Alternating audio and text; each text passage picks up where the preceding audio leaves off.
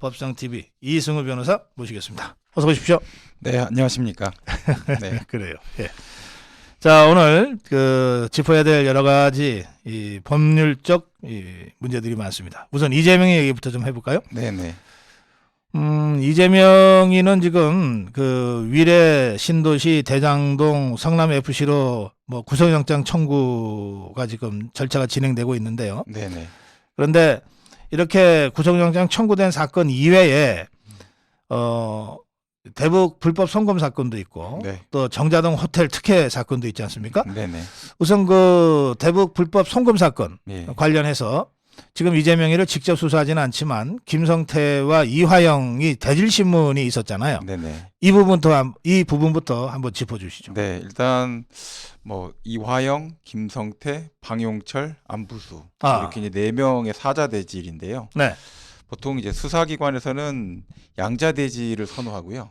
사자 대질이나 삼자 대질은 별로 안 좋아합니다. 아, 그거 왜 그래요? 왜냐하면 이게 조사를 할 때 한 명씩 돌아가면서 물어보고 의견 듣고 네. 하는 절차가 굉장히 길어질 수가 있고 또 사실관계 관련해서 이제 네. 충분히 정리가 되지 않은 상태에서 4명이 얘기를 하기 시작하면 네. 사실 그 정리하는데 굉장히 애를 먹게 되기 때문에 보통은 이제 양자대질 정도를 합니다.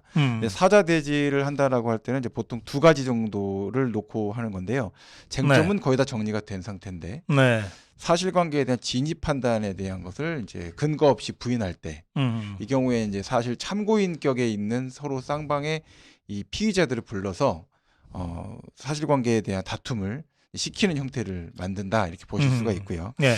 두 번째로는 이 사실관계 관련해 갖고 이제 이화영 씨의 태도 변화, 표정 변화 이런 것들을 이제 조서로 현출시키는 목적이 하나 더 있었을 것이다. 네. 이렇게 보시면 될 것 같습니다. 예. 이제 사건 관련해서 사자대질을 하면서 최종 결론은 진술 거부.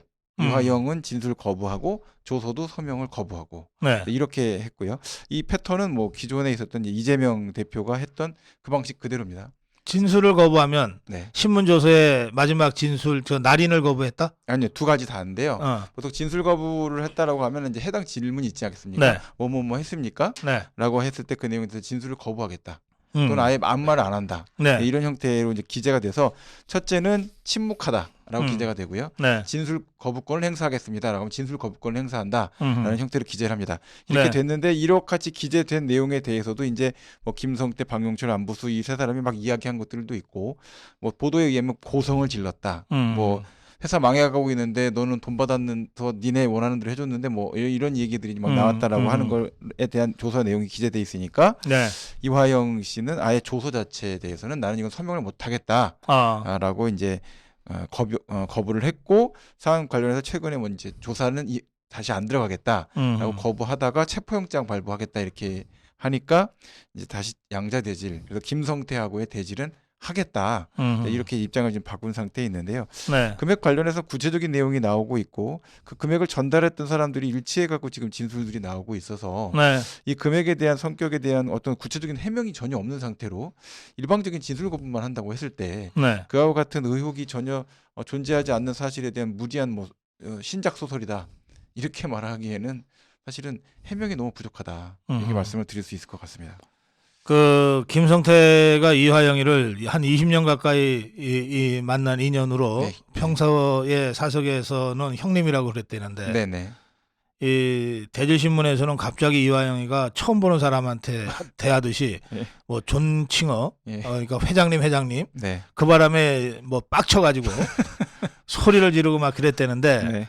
그 조폭 출신인 거를 이화영이가 누구보다 잘 알 테니까 네네. 좀 쫄았을까요? 무서웠겠죠. 네, 순간적으로 이렇게 화내고 할 때 소리 지르고 하면 좀 무서웠겠죠. 네. 그래서 이번에도 그 얘기할 때 대질 조사할 때 예. 합리적으로 이렇게 대화가 이루어지고 조사가 차분한 상태에서 이루어질 수 있도록 특별한 좀 조치를 요청드린다라는 얘기를 그 이화영의 변호인이 했다라는 얘기가 있더라고요. 실제로 이제 소리 지르고 이렇게 하는 내용들 자체는 뭐 별로 그렇게 조사 자체에 도움이 되는 그런 문제는 아닙니다. 네. 오히려 아니 얼마나 화가 났으면 그랬겠어요. 네, 그런 상태인데 이제 그거에 대해서 보통은 이제 억울한 사람은 본인도 화가 나거든요. 그렇죠. 그럼 같이 화를 내거나 예. 하지 가만히 있지는 않습니다. 아니면 해당되는 사안을 저렇게까지 말하는 걸 내버려 두는 이유가 뭐냐라고 반발을 하죠. 그런 내용들 자체가 전혀 없었다라고 한다면 이분도 거의 이제 꿀먹은 벙어리처럼 그 자리에 앉아서 어떻게 보면 이제 고함 지르는데 욕 먹고 있었다 이런 상태가 되는 거거든요. 그럼 네. 전체적인 분위기는 아마 굉장히 좀 좋지 않은 상태로 흘러가지 않았을까. 예, 저는 뭐 김성태가 화를 냈다는 게 이해가 돼요. 네. 아니 뭐 조폭 출신이니까 뭐 딴에는 네.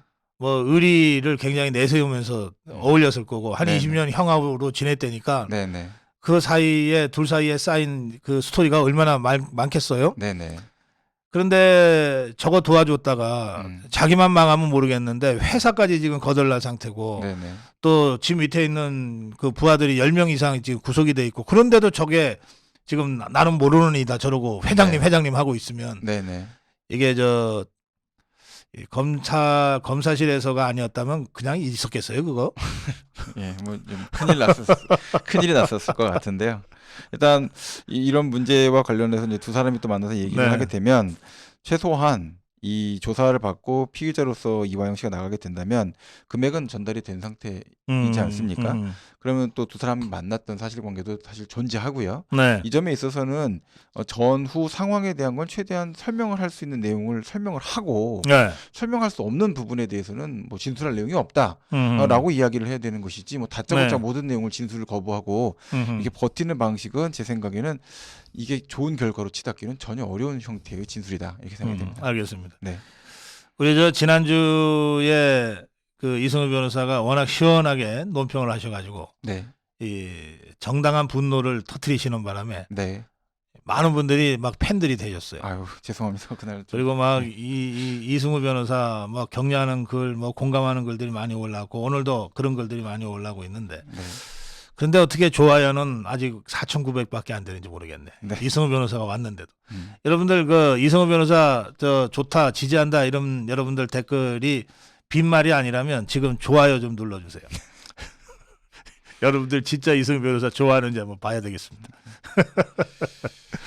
자, 정자동 호텔 개발 특혜 의혹은 야 이거는 뭐 특혜 무슨 저 상품권 같아. 종합 선물 세트 같아요. 예. 예. 그러니까 이거는 컨설팅 회사한테 야, 그 잠깐 사이에 5,400이 됐네. 네. 진짜 좋아하시나 보다, 여러분들. 감사합니다. 예. 시유지에 대해서 어떤 용도로 이것을 개발하면 좋겠느냐. 사실은 시 개발 관련해서 공무원들이 이 성남시 정도가 되면 네. 개발 관련해서 전문적인 능력이 있는 공무원들이 많습니다. 네, 건축과에도 많으시고요. 그럼요. 이미 예. 이거 뭐 하면 될지는 그냥 안 물어봐도 되지 않겠습니까? 그렇죠. 딱 보면 답이 나오죠. 그런데 이걸 예. 굳이 컨설팅을 내보낸 거는 사실은 그 용도와 관련돼서 뭔가 지금 이제 명분이 필요하다. 좀 만들어 갖고 와라. 예, 명분이 필요하고 뭔가 객관적인 형태로 일 처리를 한다라는 좀 신용 같은 예, 그런 느낌이 있는 거죠. 예, 그런 형태로 해갖고 이거 숙박 시설 하면 좋겠다. 네. 뭐 그 돈 주고 해야 될 얘기인지는 모르겠는데 했습니다. 이제 그리고 나니까 갑자기 어떤 업자가 한 명이 들어와서 이거 저희가 여기다 호텔업 하려고 하는데 용도 변경 좀 해달라. 해당되는 내용이 좀 지원을 좀 해달라. 이렇게 요청을 하는데 그 회사 나중에 알고 보니까 등기임원 겹치고 주소도 같은 곳에서 사무소 두고 있는 회사였다. 같은 회사야. 그럼 이제 사실은 법인을 이용해 갖고서는 한 명이 바지에 사장 세워놓고 두 개 법인을 운영하면서 북치고 장구치고 했다 이런 얘기 아닙니까? 그렇게 되면은 정자동 호텔 개발하고 할 때 시에서는 신용해서 컨설팅 맡겨서 돈 주고 여기서 인허가 관련돼서 목적 들어오니까 목적에 부합한다라고 해서 인허가 허가해주고 네. 그리고 나서는 그 다음에 여러 가지 필요한 편의 다 봐주고 이렇게 했다고 한다면 그 특혜 의혹을 받을 만한 사안 아니겠습니까? 네. 사안 관련해서 또 그 시민단체가 지역 시민단체가 고발했습니다. 이거 수사 안 하면 사실은 검사나 경찰이 할 일이 뭐가 있습니까? 네. 당연히 해야 될 문제에 대한 것으로 이 특혜와 관련돼서 왜 이런 행동을 했는지 이게 뭐 이재명이 직접 연결이 됐는지 아닌지 몰라도 건축가 공무원들도 이런 행동들을 잘할 수 있다 저는 생각하거든요. 그럼 이 부분에 대해서는 분명하게 이 토착 비리가 있었던 것인지 시장까지 연결된 이런 비리 행위가 있었던 것인지 이렇게 되는데 여기 또 등장하는 분이 정진상 아닙니까? 정진상하고 또 굉장히 가까운 사람이었고 굉장한 그런 인간적인 어떤 연결고리가 있어서 그 사람이 이 컨설팅 회사와 또 이 신재 호텔 개발을 하고 있는 업체하고 연결성이 있다. 이런 얘기까지 나온 상태면 네. 사실 이 얘기에 대해서는 수사를 하지 않고 넘어간다는 자체는 거의 불가능한 것이 아닌가 네. 생각이 들고요. 지금 계속 들여다보고 있고 자료 검토하고 있고 감사원에서도 감사하고 있는데 감사원 전체 그 감사관이 1,000명입니다. 근데 감사하게 되는 전체 기관이 유관 기관이 56,000개거든요. 아하, 예. 사실 56,000개면은 10개씩 맡아도 다 못하는 50개씩 다 해야 되는데 거기에 이제 피감자로 들어갈 수 있는 사람들을 다 고려해 본다면 어마어마한 숫자의 피감 대상자들이 다 있는데요. 네. 감사원 관련해서도 업무 자체를 수행할 수 있는 역량이 좀 더 커져야 될 필요성이 있다. 아하. 이런 생각도 들고 네. 수사와 조사 그래서 이런 부패 범죄와 관련된 대응 역량이 지금 속도도 많이 늦어졌고 네. 여러 가지 문제가 있는 데다가 작년에 또 검사들이 150명이나 많이 그만뒀습니다. 근데 한 해에 검사 뽑는 인원이 100명 안팎이거든요. 네. 그러니까 사실은 평검사들이 굉장히 많이 그만두고 있는 상태가 또 되고 그래요? 있는 겁니다. 예. 이런 문제에다가 또 경찰 관련해서는 일선 경찰에서는 또 이제 급하게 경찰 그 검경수사권 조정 때문에 순경 직급에 있던 분들이 많이 진급을 하면서 충분히 수사와 관련된 교육을 못 받고 현장에 일선 배치가 돼서 경제팀에 들어가 있는 경우들이 많이 생기고 있습니다. 네. 이런 문제들이 생기니까 이런 특혜 의혹과 관련된 문제까지도 특수 수사를 통해서 이제 특수수사팀에서 네. 또 개입을 해야 되는 좀 이런 안타까운 상황이 반복되고 있는 것 같습니다. 그래요. 그런데 이제 이 정자동 호텔 개발 특혜 네. 의혹과 관련해서는 신상진 성남시장이 네네. 자체 감사를 지금 하고 있다고 밝혔거든요. 네네. 그래서 제가 이제 이렇게 논평을 했는데 이제 검찰이 압수수색을 하면 네네. 성남시에 이제 들어가서 압수수색을 한다 그럴 때 네네. 이제 이 호텔 개발 특혜 의혹과 관련해서 한다 그럴 때 네. 그 어떤 자료를 압수한다는 것을 구체적으로 특정해야 되는 거죠. 그렇습니다. 그러니까 있는 자료 다 갖고 와봐라 이렇게는 안 되는 거 아닙니까? 그렇습니다. 그렇게 포괄 영장은 내주질 않습니다. 그렇죠. 네네. 그런데 성남시는 모든 서류를 다 들여다볼 수 있잖아요. 그렇습니다. 감사할 때는 사실은 뭐 전체적인 행정 관련돼서 보는 것이기 때문에 네. 모든 문서를 다 볼 수가 있는데 요새 이제 지적받는 것 중에 한 가지가 네. 감사를 하는 감사 담당자들의 네. 감사 역량이 충분하느냐. 아하. 사실 그래서 두 가지 문제에 대해 지적을 받습니다. 첫째로는 법에서 이야기하고 있지 않은 것까지 포함되어 있는 무리한 규제가 오히려 감사 과정에서 지적사항으로 지적이 돼갖고 부담을 안겨주는 경우가 있다. 네네. 그것이 있고 두 번째로는 감사가 충분히 더 들어가서 조사를 했었어야 되는데 감사를 적당한 선에서 그렇죠. 겉핥기로 끝내는 형태로 돼서 부적정 감사가 이루어지는 경우가 있다. 이 두 가지가 사실 지적이 그렇죠. 되고 있어서 예. 감사 역량과 관련된 좀 전문성을 좀 많이 강화할 필요가 있다. 그리고 말씀하신 바와 같이 행정감사 기능은 굉장히 중요하고요. 네. 자체 감사로서의 기능도 있지만 그 감찰 기능을 통해서 행정 자체가 제대로 돌아갈 수 있는 기능을 하는 굉장히 중요한 역할을 하기 때문에 박사님 말씀처럼 더 적극적으로 할 수 있는 방법들을 찾아볼 필요가 있다. 그렇죠. 네, 이라고 생각합니다. 그러니까 검찰 수사가 진행 중인데 뭐 굳이 성남시 차원에서 감사하냐 이렇게 할 문제가 아니고 그렇습니다. 검찰 수사는 딱 범죄와 관련돼서 압수수색을 하더라도 네. 특정해서 할 수밖에 없는데 그러나 성남시 차원에서는 모든 것을 다 들여다볼 수 있으니까 그렇죠. 어떤 면에서는 성남시가 이 정자동 호텔 특혜라든지 대장동 특혜라든지 뭐 이런 사건 관련해서 검찰이 미처 수집하지 못한 네. 이런 자료까지도 성남시 자체 감찰을 통해서 발견할 수 있거든요. 그건 완전히 사실은 다른 거라고 보실 수 있는 게요. 검찰청이 할 수 있는 거는 사실은 행정상의 어떤 재량 일탈 남용은 못 봅니다. 검찰청이 볼 수 있는 거는 형사법적으로 이것이 이제 횡령 배임의 문제가 있느냐, 네네. 또는 뇌물 수수의 문제가 있느냐 이런 구속 여건적인 형사법적인 문제만 볼 수가 있는 거고요. 그렇죠. 근데 여기 이제 성남시에서 하는 감사의 문제는 사실 행정상의 적정성, 그다음에 이 타당성, 또 재량 일탈 남용이 있었는지, 네네. 업무가 이렇게 계속 반복되는 것이 타당한지, 네네. 업무를 앞으로 매뉴얼을 개선을 해야 될 필요성이 있는지까지 다 들여다보는 거거든요. 네. 자, 그런 점에서 본다면 전혀 다른 관점으로 들어가는 것이라서 이걸 이중 처벌의 문제다, 또 이중 수사가 동시 진행되는 거다 이렇게 볼 수 있는 내용은 아닙니다. 그렇죠. 네. 예. 자, 그 다음에 이제 이재명의 구속영장 청구 체포동의안 처리 문제인데 네. 4,895억의 배임을 이제 그 구속영장에 적시했습니다. 네네. 근데 그 근거가 이재명이 밑에 성남시 밑에 있던 성남도시개발공사의 주모 차장 네. 의견서라고 네. 하는 것이 이제 영장에 적시돼 있는데 네. 그 내용 좀 설명해 주시죠. 예, 해당 사안 관련해서 사업 계획은 변경되든 그대로 유지돼야 된다라고 하는 내용에 대해서 이제 네. 주모 차장이 이렇게 됐을 때 기대치에 훨씬 못 미칠 때 네. 기대치 정도 수준이 됐을 때는 뭐 큰 문제가 없다. 아하. 그런데 기대치를 훨씬 상회할 때는 그 그 경우에 따라서 퍼센트율을 더 상향 조정을 해서 아하. 공사의 수익을 충분히 더 확보해야 되는 것 아니냐라는 네. 이제 형태의 그 아주 정상적인 의견이죠.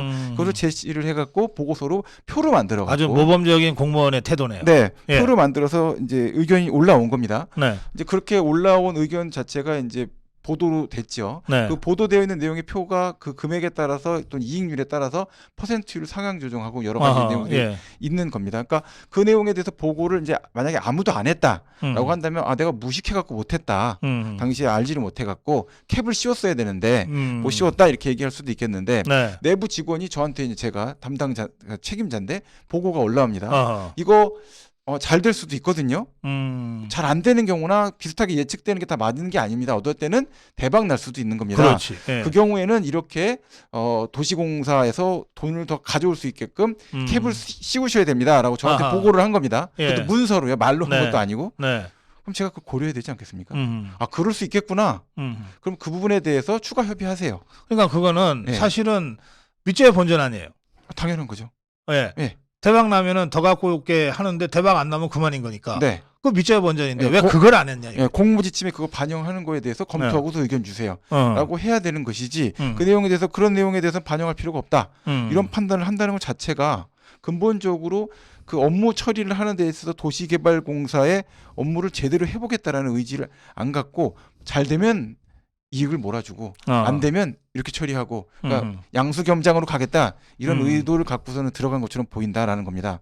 그런 형태가 되니까 이것이 배임이 아니냐 이렇게 판단을 하는 것인데 법조계에서도 이 의견은 약간 좀 갈리는 것 같습니다. 네, 그래서 이 부분에 대한 것은 최종적으로 법적 판단에 대한 부분을 좀 더 지켜볼 필요가 있다라고 말씀드릴 수 있을 것 같고 만약에 저라면 제가 만약에 성남시장이었다고 한다면 이와 같은 도시개발공사의 그 공무원의 의견이 올라왔다. 라고 한다면 공공기관 의견 자체를 신중하게 검토를 해서 적정한 형태의 공모지침 변경을 지시를 할 수밖에 없었을 것 같습니다. 네. 더구나 그 성남도시개발공사는 바로 그런 시행 네. 사업을 하기 위해서 이재명이가 만든 기관 아닙니까? 네네. 본인이 당선되고 나서 직접 만들었죠. 네. 자, 그렇고 지금 이재명이가 구속영장 청구에 대한 반론을 주장하는 과정에서 네. 내가 정책적 판단을 했는데 이것 갖고 배임하면 안 걸릴 단체장이 있냐 뭐 이런 식입니다. 네. 예. 정책적 판단에 대해서는 사실은 여러 가지 이제 논리가 있습니다. 가장 중요한 논리 중에 하나가 이제 경영상 판단이라는 표현을 주로 많이 썼거든요. 예. 그래서 기업 총수가 전체 계열사가 다 엎어질 것 같은 상태에서 그런 상태에서 경영적 판단으로 계열사를 지원하는 행위 이게 이제 법인 단위에서의 배임 횡령이 되느냐 뭐 이런 것들에 대한 논의가 있었는데 사실 엄격하게 봐야 된다는 논리가 지금까지 지배적입니다. 그런데 지금 이제 세금을 다루는 문제 아닙니까? 예. 정책적 판단은 사실은 기업이 하는 문제보다 더 고도의 어떤 신뢰성, 그렇죠. 고도의 어떤 투명성을 갖춰야 된다라고 생각을 합니다. 아니 기업이야 예. 뭐 오너가 여기 투자했다가 망하면 뭐 오너가 망해버리는 거니까 네. 사실 그것에 대해서 지나치게 엄격하게 네. 법률적 잣대를 댈 필요가 없다 이렇게 말이 되지만 네네. 이건 말씀하신 대로 이건 다르죠. 이거는 세금이잖아요. 그 이재명이 개인 돈 쓰는 게 아닌데 혈세를 갖다 쓰는 거거든요. 예. 혈세를 쓰는데 이렇게 어떤 사안 판단을 함에 있어서 네. 충분히 그런 의견들이 공무원들이 올리거나 공공기관에서 의견이 올라오면 네. 더 신중하게 판단할 수 있는 충분한 기회가 주어진 겁니다. 그럼 그와 같은 상태가 주어졌을 때는 그 부분에 대한 판단을 해야 되는 거죠. 네. 판단을 하지 않고 이와 같은 내용에 대해서는 그냥 정책적 판단이었다. 라고 하면 도대체 그 재량의 한계가 어디까지 있다는 건지 네. 헤아릴 수가 없는 그런 주장이 되는 것이고요. 그 문제에 관해서 재량의 한계점의 끝에 가서 이게 과연 고의적인 배임 행위였느냐. 네네. 예, 배임적인 행위를 통해 갖고 이 성남 도시개발공사가 가져야 될 공사의 수익을 화천대유 쪽으로 밀어줄 수 있는 통로를 열어준 것이냐. 네. 이 문제에 대한 이제 쟁점이 아주 뚜렷하게 부각되어 있는 사안이다. 이렇게 알겠습니다. 생각하시면 될 것 같습니다. 예. 그건 그렇고 지난주에 우리가 이제 검토를 한 건데 네. 정성호 네. 이재명의 좌장 네. 정성호라는 자가 예. 정진상이도 만나고 김영희도 만나고 이화영이도 만났습니다. 네. 장소 변경 접견이라는 특별 면회 형식으로 네네네. 만났어요. 이게 이제 그 녹음은 안 하는 것 아닙니까? 장소 변경 접견은 녹음 녹음은 안 시설이 안 하고 돼 있어서 교도관이 못하는 거죠. 예. 이제 메모만 하는 건데 네.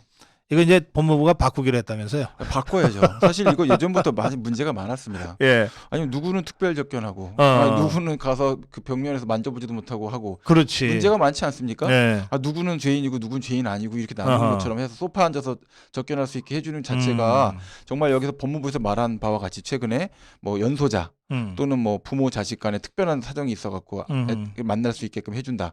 이런 특별한 경우에 대한 거 해주라고 만든 거지. 뭐 권력 있는 사람 가서 만나고 네. 편하게 만나서 뭐 차 마시고 이러라고 해놓은 그런 제도는 아니지 않겠습니까? 지금까지 그 교도소 규칙이 그렇게 돼 있는지 관행이 돼 있는지는 몰라도 고위공무원들, 뭐 국회의원들 이런 사람들은 장소 변경 접견이 상대적으로 용이했어요. 쉬웠어요. 예. 예. 구치소장이 이제 제가 알고 있는 바로는 구치소장이 결정을 할 수 있다, 예. 실질적으로 결정을 할 수 있다라고 알고 있는데 네. 구치소장도 이제 법무부 소속 공무원 아닙니까? 네. 사실 이런 여러 가지 왔을 때 이거를 하나 잘해주는 걸로 여러 가지 본인이 가질 수 있는 혜택이 있지 않겠습니까? 그래요. 이제 그런 점에서 하다 보니까 신청 들어왔을 때 재량권을 거기다 썼을 수도 있다라고도 볼 수 있다 생각합니다. 그러니까 당연히 장소 변경 접견을 하는 곳에 대해서도 녹음 설치가 되어야 되겠죠. 네. 지금 와서 정성호 의원이 와서 했던 얘기가 그게 도대체 와서 해야 될 얘기인지가 의문스러운 정도의 이야기들을 한 거 아닙니까? 네. 나중에 이재명 대표가 대통령 될 수 있다. 참고 기다려라. 존버하라 이거 아닙니까? 예. 지금은 니네가 그것만이 살 길이다. 그래서 우리가 이제 다시 정권 찾아오면 다 살려줄게. 사실 그런 사인 주고 온 거 아닙니까? 네. 그 내용에 대한 것을 일반적인 면회실에서 하게 되면 유리병 막혀 있고 녹음 시설로 해서 마이크로 대화해야 됩니다. 그렇죠. 전부 다 녹음되거든요. 네. 네, 그런 상태가 되니까 그 마이크 자체에 녹음 시설이 붙어 있습니다. 예. 그리고 10분밖에 안 된다. 네. 30분 동안 만나서 그런 내용에 대해서 메시지를 전달하고 위로했다. 예. 그런데 그 위로할 게 거기에 뭐가 있습니까? 네.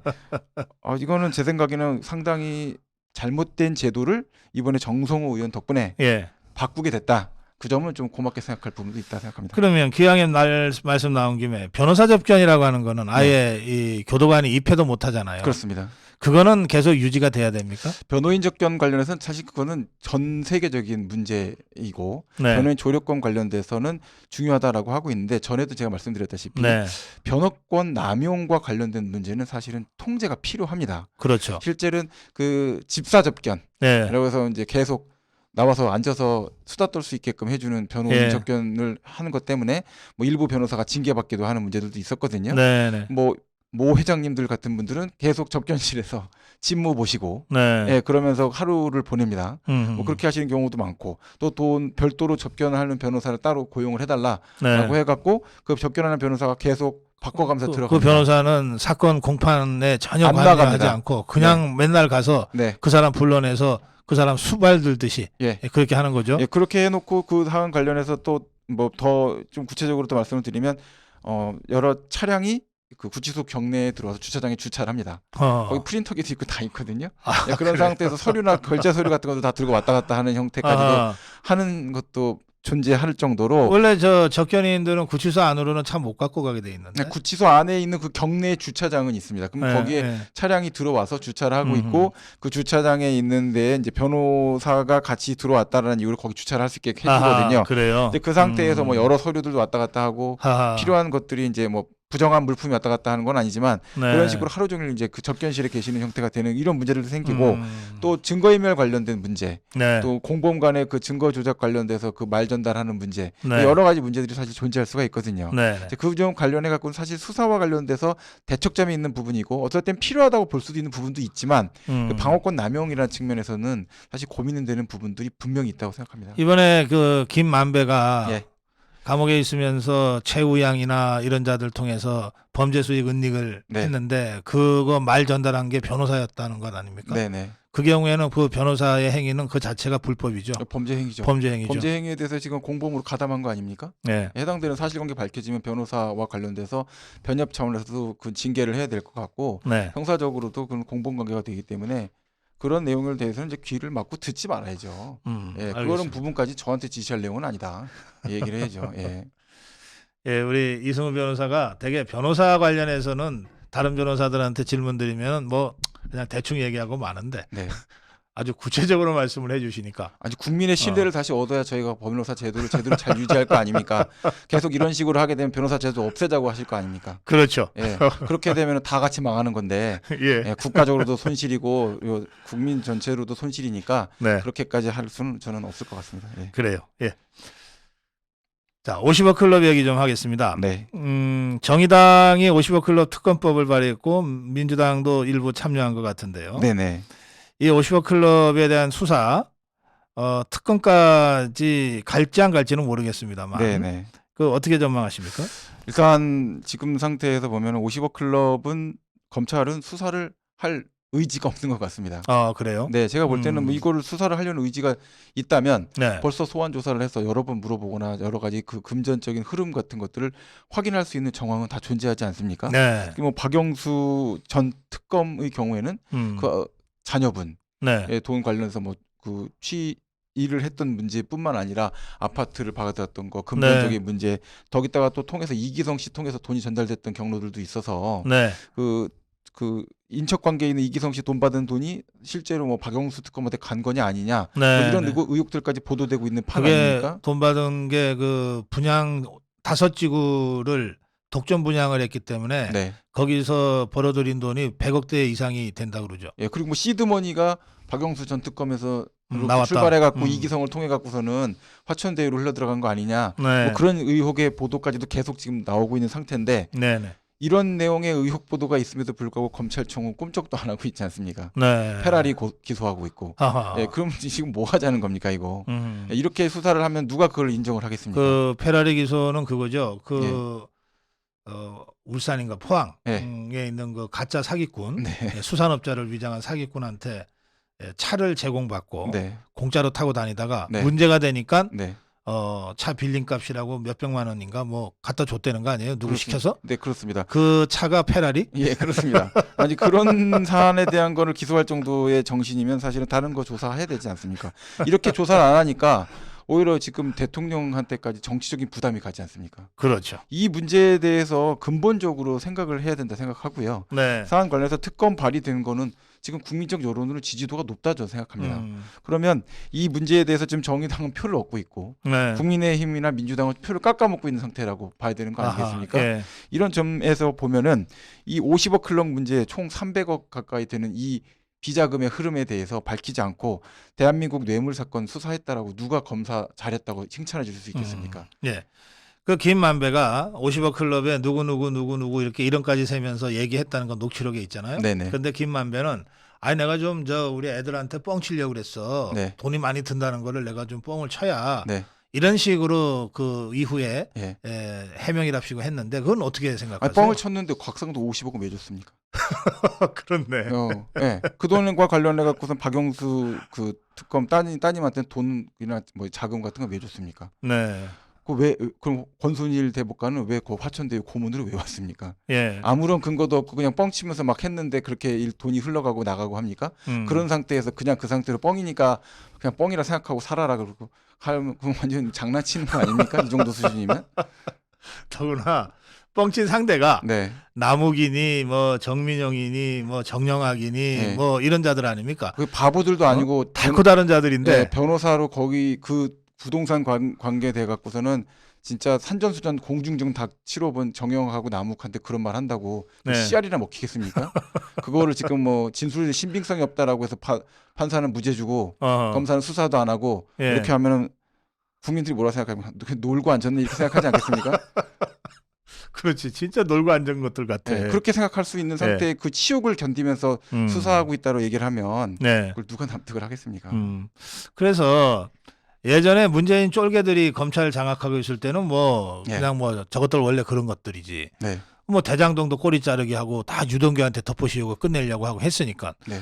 아니 윤석열 정부 들어서 검찰 수뇌부도 다 바뀌고 수사팀도 다 바뀌었는데 왜 50억은 손을 못 대냐. 네. 그러니까 점점 우리 국민들이 의혹을 갖게 되는 것 아닙니까? 점점 커지고 있죠. 예. 점점 부풀어 오르고 있습니다. 네. 이렇게 되니까 이게 결국은 굉장히 큰 부담으로 되고 네. 특검으로 돼갖고 만약 수사가 오픈이 되게 됐는데 네. 여러 가지 사실관계가 복합적으로 등장을 하게 된다. 그러면 이 문제와 관련돼서는 이를 엄청 키워서 사건이 더 폭발력이 있는 형태를 만들어 갖고 네. 사안이 전국을 완전히 폭격하는 구조를 만들 겁니다. 네. 이렇게까지 만들어야 될 필요가 있을까요? 그렇죠. 이거는 아무리 뭐 여러 가지의 은원이 있다 하더라도 예.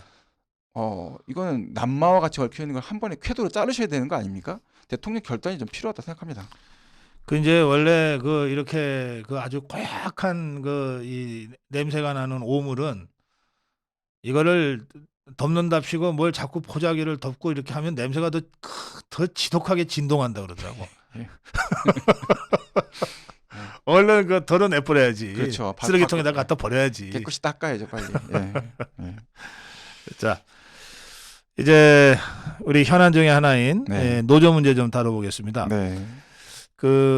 이 노조의 고용노동부를 비롯한 중앙정부와 각 지방자치단체가 뭐 보조금을 문재인 좌파 정권 5년 동안에 1,500억 이상을 준 것이 대략 이제 파악이 됐습니다. 아마 더 될 거예요. 그렇죠. 더 예. 파악하면. 네.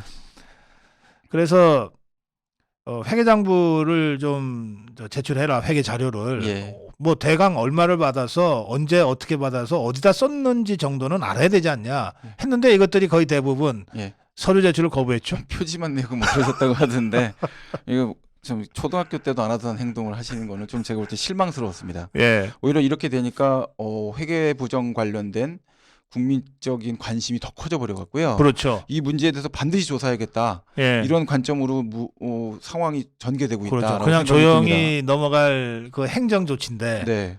이걸 이자들이 이렇게 키워버렸네요. 네. 그러니까 이 내용 관련해서 국가 보조금도 나가고 또 여러 가지의 금액적인 부분들도 있고 노동조합이라는 그 단체의 성격을 보면 사회적으로 굉장히 크게 영향을 줄 수밖에 없는 그런 특수한 어떤 법적 지위를 보장받는 단체라는 네. 형태라는 겁니다. 그럼 법적 지위를 이렇게 보장을 받고 있다고 한다면 법률을 더 준수해야 되고 투명성을 더 갖춰야 되는 그런 의무가 있는 거죠. 네. 그런데 여태까지 믿고 맡겼던 겁니다. 믿고 맡겼다가 한번 보자 그랬더니 표지만 되는 거죠. 네. 이거는 지금 전체 국민들하고 한번 붙자 이런 얘기입니다. 거의. 예. 노동조합에 대해서 보호해줄 문제가 아니라 자 우리 아들 여태까지 공부 잘했는지 성적표 한번 볼까 했더니 표지만 내는 거죠. 엄마 내가 잘했다니까? 그래서 열어보지 보여주질 못하는 겁니다. 아하. 성적이 어떻게 되는데 말을 안 합니다. 이거 비슷한 거 아닙니까? 예. 이런 상태가 되면 내가 어떻게 너 줬던 돈이랑 이런 거 갖고 제대로 공부를 한 건지 맞니? 너 학원은 등록을 했니? 네. 참고서는 산 거 맞아? 이런 생각에 대해서 여러 가지 생각이 그거 꼭 확인해야 돼요. 네. 좀 딴 얘기지만 네. 우리 고성범 본부장이 재수한 적이 있는데 네네. 학원 나간다 그래서 진짜 어머니가 돈을 줬어요. 네. 얘가 몇 달간을 학원을 안 나가고 딴 데 썼다는 거예요. 네. 근데 확인이 됐지. 네. 그래서 정신 차려서 대학을 가긴 갔어요. 그러니까 그렇게 확인을 해주는 게 중요한 거죠. 노동조합도 이렇게 한번 확인을 해서 돈을 이렇게 쓰면 안 되는구나라고 끊어줘야 되는 겁니다. 네. 안 그러면 계속 해도 되는 줄 알고 막 하거든요. 예. 그게 이제 인지상정 아닙니까? 예. 이제 그렇게 되는 건데 이렇게 처리를 해놓고 국가 보조금 받아서 막 쓰고 뭐 해외 견학 갔다 오는 게 비난받을 일이냐? 예. 누가 견학 간 게 비난받을 일이래? 어디 갔는지 보자는 거지? 그런 거 아닙니까? 국회의원도 외유 가는 자체가 문제가 아닌 거 아닙니까? 예. 가서 뭐 했는지를 알아야지 우리가 그렇죠. 예. 필요한 거죠. 노동자들이 힘들게 수수료 걷어갖고 다 해갖고 노조비 내갖고 그 돈 갖고 쓰고 상급단체는 그거 다시 걷어들여서 쓰는 거 아닙니까? 네. 2중 3중으로 해서 올라갔으면 돈 어떻게 썼는지 좀 보자. 보여다오 할 때 못 보여줄 이유가 뭐가 있습니까? 네. 안 돼 이렇게 할 때는 안 되는 이유가 있겠죠. 이제 그런 점에 대해서 볼 필요가 있고 예. 이렇게 이제 문제가 있고 뭐 이러냐 저러냐 뭐 그런 지연 말단적인 거 갖고 말꼬리 잡아갖고 시비 걸고 하는 걸 보면 네. 이 안에 상당히 많은 이제 어려움이 존재하겠구나 이런 생각은 아마 저뿐만 아니라 네. 이 수많은 분들이 오늘 아침 신문 보시면서 네. 야 이게 문제가 있었구나 이런 생각 정말 많이 하셨을 거다 이렇게 생각합니다. 이게 이제 지출 내역을 어쨌든 확인을 우리가 하게 될 건데 네. 우리 정부가 네네. 뭐 안 되면 강제적 방법을 통해서라도 해야 되겠죠. 네네. 근데 그 과정에서 원래 정부의 지원금이나 지방자치단체의 지원금은 어디 쓰라고 하는 목적이 분명하게 그럼요. 그 다 돼 있지 않습니까? 그렇습니다. 그 목적으로 쓰는 것이 곧 횡령이지 않습니까? 그 자체가 이제 보조금 관리법 위반이 될 수가 있습니다. 네. 그래서 보조금 관리에 관한 법률이 별도의 법률로 있거든요. 네네. 그래서 보조금 관리법 위반이 되게 되면 환수 조치를 다 할 수가 있습니다. 예, 그러면 결국 이제 전부 다 토해내야 되는. 이제 환수만 하고 끝납니까? 환수하고 해당되는 형사처벌이 뒤따라옵니다. 예. 네, 그래서 보조금 관리법 위반은 형사처벌 규정이 다 붙어 있습니다. 그렇죠. 그리고 그 보조금 관리법 위반과 관련해서 가장 많이 붙는 범죄 중에 하나가 사기입니다. 뭐냐? 처음부터 그 용도로 쓸 생각이 전혀 없었는데 해당되는 금액을 속여갖고 허위로 쓰려는 목적을 다 갖고서는 네. 반복적으로 국가 보조금 받은 거죠. 네. 지방자치단체 보조금 받은 거죠. 다 사기로 처벌하고 있습니다. 그거 국고 손실죄 뭐 이런 것도 국고 가능합니까? 손실까지 가기는 조금 검사들이나 경찰에서 부담스러워하는 것 같고요. 네. 국고 손실까지는 아니고 보조금 관리법 위반 및 음흠. 사기. 그러니까 사기라고 한다는 얘기로 딱 들어가는 순간 노동조합의 임원이었던 뭘 했던 잡범이란 얘기입니다. 네. 그렇죠. 예. 자, 지출 내역 확인이 중요합니다. 네. 그리고 이거는 그냥 자발적으로 그 회계 서류를 정직하게 제출을 했으면 네. 뭐 몇몇 군데 지적하고 과태료 부과하고로 그렇습니다. 넘어갈 수도 있었던 사안인데 일이 커졌죠. 이자들이 좀 저항을 했거든요. 그것도 네. 조직적으로 저항을 했어요. 내지 말라고. 예, 뭐 서로 지침 주고받고 하면서 뭐 예. 표지만 그럼 누가 생각했는지 몰라도 표지만 내야 된다. 그 누가 해야 되는지 몰라도 사람 깊이 좀 화나게 만드는 그런 예, 재능이 있는 것 같습니다. 네. 그거 참. 예. 예. 자, 그런가 하면 이번에 회계 자료 제출을 거부한 그 노조를 보니까 예. 공공 노조들이 많아요. 예, 예. 또는 공익적 활동을 하는 노조. 근데 공무원 노조, 교사 노조라든지 또는 심지어 고용노동부 산하에 그 10개 노조가 있거든요. 네, 네. 이것들이 그 소리를 안 냈어. 예. 참 모범을 보이셔야 될 분들이 모범을 못 보이셔서 그런지 사회가 혼란한 것 같습니다. 근데 제가 네. 볼 때는 그러니까 이 문제와 관련돼서는 회계 공개에 대한 거는 정부의 요구에 대해서는 확인을 해야 될 법적인 의무가 있고요. 네. 그 의무에 따라서 해당되는 사안에 대해서 뭐 본인들이 검토를 했겠죠. 과태료 정도 때리지 않겠느냐 이렇게 하는데 이제 점점점 여론은 악화될 겁니다. 네. 제가 봤을 때 이 문제와 관련해서 회계를 공개 못할 이유가 뭐가 있냐.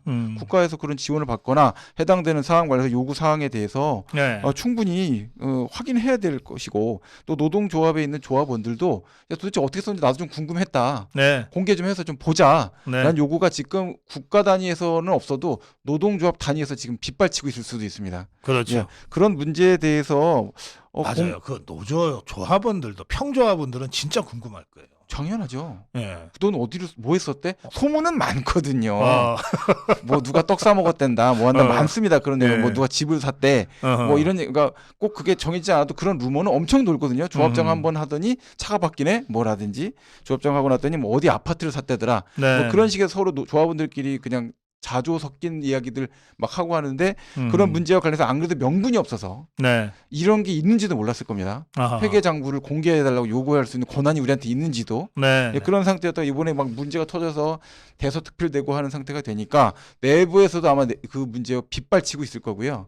또 저희 우리가 아파트 살면서 경험하지 않습니까? 예. 입주자 대표 회의 관련돼서 예전에는 다 깜깜이 했는데 요새는 다 공개하고 그렇죠. 문서로 다 정리해 갖고서는 예. 배포하지 않습니까? 네. 자, 이런 식으로 하는 최소한의 노력을 뭐 배포까지는 안 해도 온라인상으로 공개해 놓고서는 확인하게끔 해줘야 되는 거. 이건 제가 제 테니스 클럽 총무인데 네. 테니스 클럽에서도 이 정도는 합니다. 예, 근데 노동조합이 이 정도도 안 하면서 국가 보조금 받아서 꿀떡꿀떡 먹고 하면 그건 좀 안 되지 않겠습니까? 예. 네. 자, 그리고 오늘 윤석열 대통령이 그 건폭이라는 용어를 예. 만들어냈습니다. 네. 건폭이라는 용어까지 만들어내면서 건설 현장에서의 이 조직폭력배를 네. 소탕하겠다. 네. 예. 저는 이거에 대해서는 사실은 정말 몇 년 전에 네. 진짜 느껴본 적이 있는데 예. 제가 이제 과천을 사는데 네. 과천 건너편에 저 앞에 그 지역을 이제 재개발을 네. 하려고 공사가 진행이 됐거든요. 네. 와, 새벽마다 예. 6시도 되기 전부터 네. 스피커 틀고 그 앞에서 한 6명씩 차 돌아가면서 네. 시위를 하는데 네. 진짜 잠을 잘 수가 없었습니다.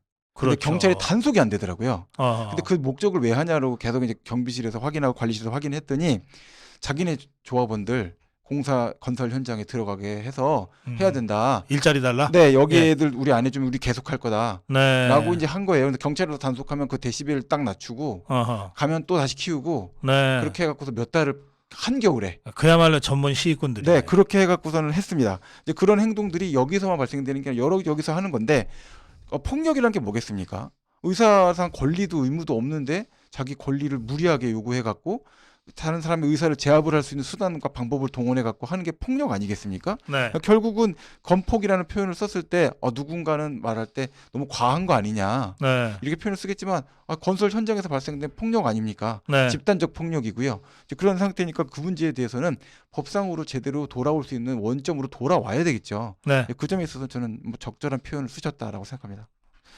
그 옛날에 제가 시골에 살 때 네. 그 가끔 동네 잔치하면 꼭 네. 나타나는 게 그게 양아치예요. 예. 와갖고서는 뭐 그냥 시끄럽게 굴고 뭐 툭툭 치고 다니고 방해하면서. 그것도 일부러 막 뭐 이상한 거 막 묻히고 다니면서 네네네. 얼른 돈 줘서 보내거나 한 상 차려줘서 저 바깥에서 먹게 해야 조용하거든요. 예.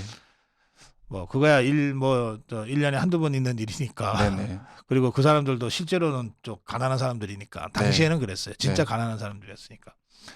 지금 이거 상황이 다르네요. 네, 그 심각한 문제가 진짜 많죠.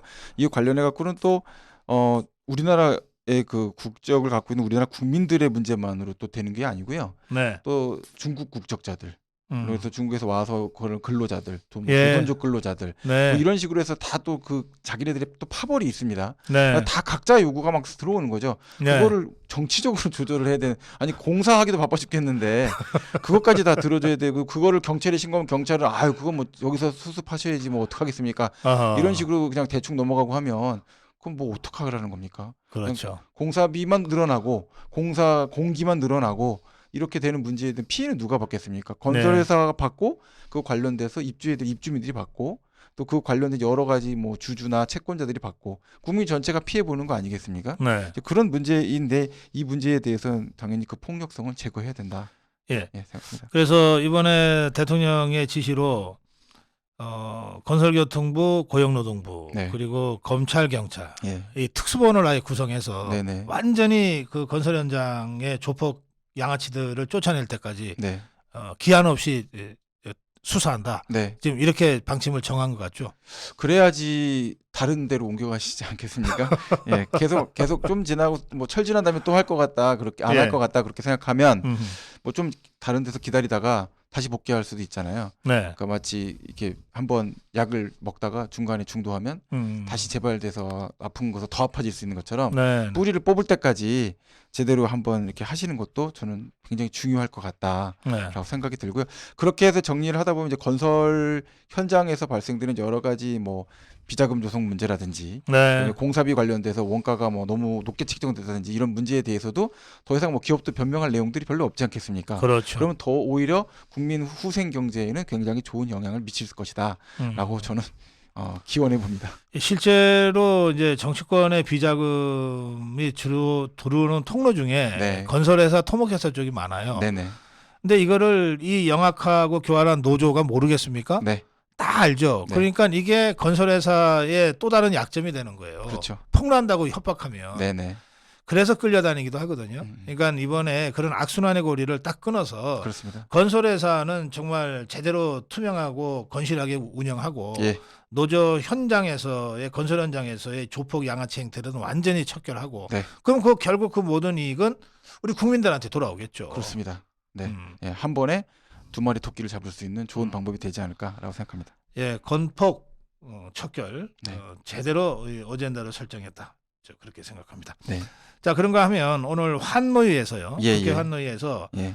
이른바 그 노랑봉투법, 예. 이 불법 파업 조장법 예. 이거를 환노위에서 좌파들이 강행을 했습니다. 네. 윤석열 대통령이 이제 본회의를 거쳐서 만약에 이 법이 대통령한테까지 온다면 거부권 행사를 할 거다라고 다들 전망을 하는데 네. 이 노랑봉투법, 이른바 노랑봉투법, 불법 파업 조장법 예. 이거 사실은 문재인 좌파 정권 5년 동안에 직업들이 봐도 이건 말이 안 되는 거라서 그냥 묵혀뒀던 거거든요. 네. 왜 이 시점에 이거를 강행하려고 그럴까요?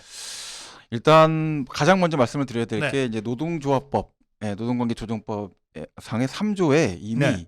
이 단체 교섭 과정에서 또는 네. 쟁의 행위 중에 발생되는 손해에 대해서는 손해배상 청구를 할 수 없게끔 그러니까 노동조합과 근로자에게 손해배상 청구를 이 단체 교섭이나 쟁의 행위 과정에서 발생된 피해에 대해서는 하지 마라라는 네. 제한 조항이 있습니다. 네. 이제 그런 제한 조항 자체도 사실 이례적으로 들어가 있는 특수 조항인 거고 네. 노동조합이나 노동조합 관련된 이런 쟁의 행위에 대한 특별한 법적 보호 장치다라고 볼 수 있는 거죠. 근데 여기에 더해서 이제 개정안이 지금 올라서는 거죠. 네. 그 내용에 대해서 가장 큰 문제는 뭐냐?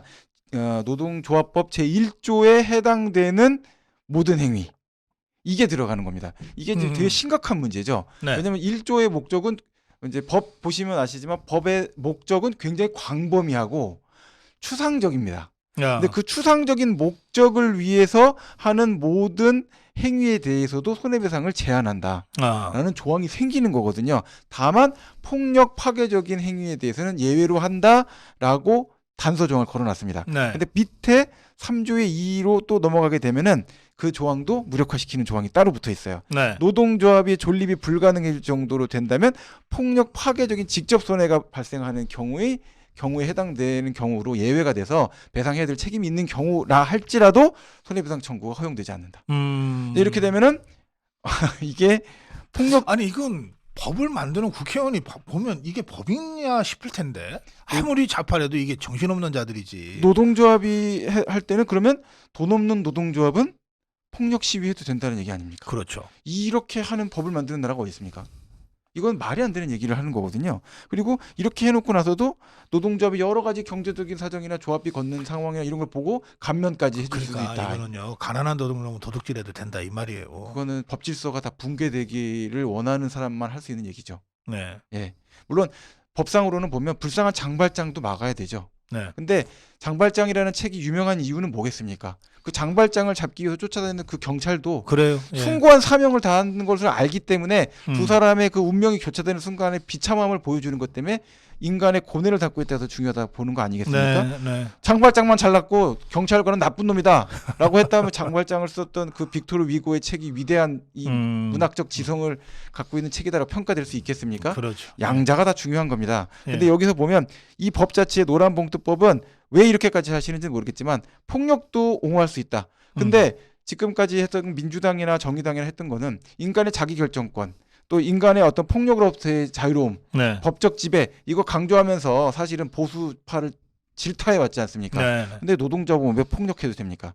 폭력해도 왜 손해배상 청구권 대상도 되지 않을 수가 있고 쟁의 행위가 왜 폭력적으로 이루어져야 되며 단체 교섭이 왜 폭력적으로 이루어져야 되며 우리나라가 그렇게 폭력이 뭐 횡행하지 않으면 도저히 권리 목적을 달성할 수 없는 정도의 이 비법치적인 그런 비문명 국가라는 얘기입니까? 이게 도대체 뭘 원하는 건지 제가 이해가 할 수가 없고 이렇게 통과를 강행해 갖고 얻고자 하는 방식이 사회 혼란을 원하는 겁니까? 이거에 대해서 대통령이 거부권 행사 안 한다면 어느 법에 대해서 거부권 행사하시겠습니까? 당연히 저는 해야 된다 생각합니다. 알겠습니다. 네. 시간이 다 됐지만 마지막 짧게 네. 그 변협에서 오랜만에 성명서가 나와가지고요. 네. 그 김명수 아직도 대법원장인 모양인데 이자가 네. 압수수색 전 대면 심리를 대법원 규칙을 바꿔서 네. 도입하겠다고 네. 했는데 네. 네. 이것을 반대하는 성명이 뭐 여기저기서 나왔는데 예. 변협까지 가세했네요. 변협은 좀 실수한 거 아닌가 저는 생각이 드는데요.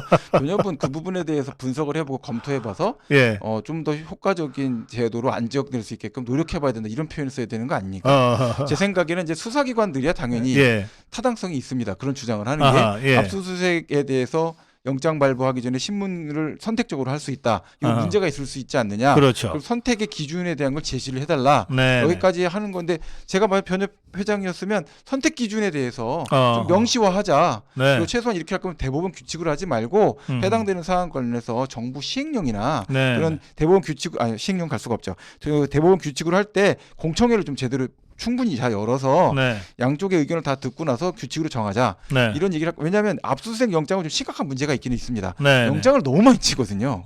압수수색 영장을 진짜 너무 많이 치고 있고 네. 그런 형태가 돼서 그거를 사용하는 데 있어서 너무 남용하고 있지 않느냐는 지적은 그동안 있었어요. 법조계 예. 내부에서 상당히 많이 존재합니다. 네. 그러니까 변협 입장에서는 그런 부분을 지적을 해서 중립적 입장에 서거나 약간은 대법원 입장도 고려해볼 여지가 있다라고 성명이 나왔었어야 되지 않나라고 생각이 드는데 이게 문제가 있다고 지적을 한 걸 보면서 이게 변협이 발표할 성명인가 이런 생각이 좀 들어서 마음이 좀 안타까웠습니다. 보통 우리가 판사, 네. 사법부, 그다음에 검찰, 예. 그리고 변호인, 변협을 중심으로 한 변호사들을 법조 3륜이라고 그러잖아요. 그렇습니다. 이 3륜이라고 하는 게 가장 안정적이거든요. 바퀴 세 개가. 예. 이제 솥발이라고 하는 게 네. 삼정립 이런 뜻인데 이건 서로 견제하고 균형을 잡으라는 건데 네. 이번에는 그 변협이 이 견제 균형을 잡는데 실패했다. 네. 뭐 그 관련해 갖고 이제 여러 가지의 일들이 있긴 한데 그 관련해서 혹시 그 일이 영향을 줬는지에 대해서 생각되는 게 몇 가지가 있긴 하지만 아직 공식적으로 말씀드릴 수 있는 내용은 아니어서 다음에 좀 이제 사안이 좀 노출이 되면 그때는 한번 말씀을 좀 드리겠습니다. 네. 마무리 한 말씀 해주실래요? 시간이 다 됐습니다. 네, 뭐 여러 가지로 사실은 바쁘고 복잡한 상황에서도 항상 국가가 안정되기를 원하는 그런 마음을 갖고 고성국 TV를 시청해 주시는 분들께 항상 감사의 마음과 경의의 마음을 갖고 있습니다.